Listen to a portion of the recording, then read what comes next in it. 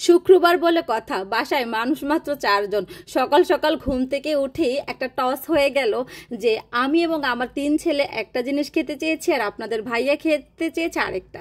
টসে কোন দল জিতলো, আপনাদের ভাইয়া নাকি আমরা মা ছেলে 3 জন? আসসালামু আলাইকুম, সবাই কেমন আছেন? চলে আসলাম আরেকটি ছোট ডেলি লাইফ ব্লগ নিয়ে। জুম্মা মোবারক। তো যেটা বলেছিলাম, আজকে যেহেতু শুক্রবার, তো কালকে রাত্রে থেকে আপনাদের ভাইয়াকে বলতেছিলাম আমার এটা খেতে ইচ্ছে করে। তো এটা বলতে কি, ফ্রাইড রাইস খেতে ইচ্ছে করতেছে।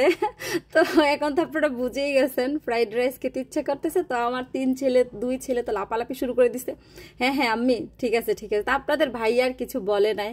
তো সকালবেলা ঘুম থেকে উঠে দেখি দে ওরে বাবা, চারদিকে এত বৃষ্টি।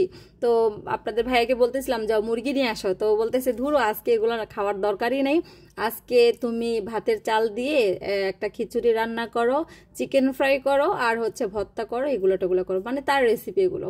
পর আমি বললাম যে না, আজকে আমার ওইটাই খেতে ইচ্ছে করতেছে। তা আমার ছোট ছেলে বলতেছে ঠিক আছে, আমরা 3 জন যেহেতু এটা খেতে চাচ্ছি আর বাবা তুমি যেহেতু খেতে চাচ্ছ, তাহলে আজকে আমাদের একটা টস হয়ে যাক। তো আর কি করার আছে, টসে অবশেষে আমরাই হেরেছি, যেটা আপনারা বুঝতেই পারতেছেন। কি আর করার, তবে ওয়েদার ডিমান্ড বলে কথা। তো তার পছন্দের যেহেতু রান্না বান্না করতেছি, তাকে কি আর শুইতে দেওয়া যায়? এইদিকে হচ্ছে আমি খিচুড়িটা বসিয়ে দিয়েছি, আপনারা দেখতেই পেয়েছিলেন। তো এখানে হচ্ছে আপনাদের ভাইয়া একটু উপরের ইয়েগুলো না আমি একদম ক্লিন করতে পারি না, আমি ওইখানে আমার হাতই যায় না। তো অনেকদিন পরে আপনাদের ভাইয়া একটু আমার সাথে সহযোগিতা করলো। সে সচরাচর আগে করতো বাসায় আমাকে টুকটাক হেল্প, এখন একদম করতেই চায় না, পাঁচই হয়ে গেছে। তো যাই হোক, আর এদিকে দেখেন আমার খিচুড়িটা একদম ভাতের চাল দিয়েছি, 4 আইটেমের ডাল দিয়েছি, তারপরে একটু পোলাওর চালও দিয়েছি।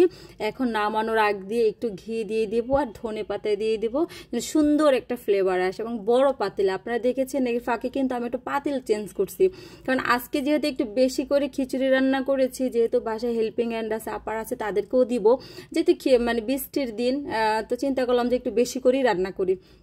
তো এইদিকে হচ্ছে গরুর মাংসটা চিন্তা করলাম একদম মানে বিয়ে বাড়ির একটা রান্না হয় না, একদম মাখা মাখা গ্রেভিটা, ঠিক ওই রকম রান্না করবো। তো এইদিকে যেহেতু বৃষ্টি বলে কথা, আর তো একটু বাদাম ভাজলাম। তো আপনাদের ভাইয়া বলতেছে বাদাম যেহেতু ভেজেছো তাহলে একটু চাল ভাজাও করো। তো আর কি করার আছে, তো চাল ভাজা বেজে একদম মিক্স টিক্সড করে বাদামও আলাদা করে রেখেছি, আবার মিক্সারও করে নিয়েছি। এইদিকে বাদামে খিচুড়ির সাথে একটু ভর্তা না হলে আমার বাসায় চলেই না। ভর্তা বলতে মরিচের ভর্তা, মানে এই টাইপের খিচুড়ির সাথে আপনাদের ভাই এবং আমার বড় ছেলে অনেক পছন্দ করে মরিচের ভর্তাটা। তো আমি আবার আমার জন্য একটু চ্যাপা করে নিলাম, চ্যাপাও খাবে।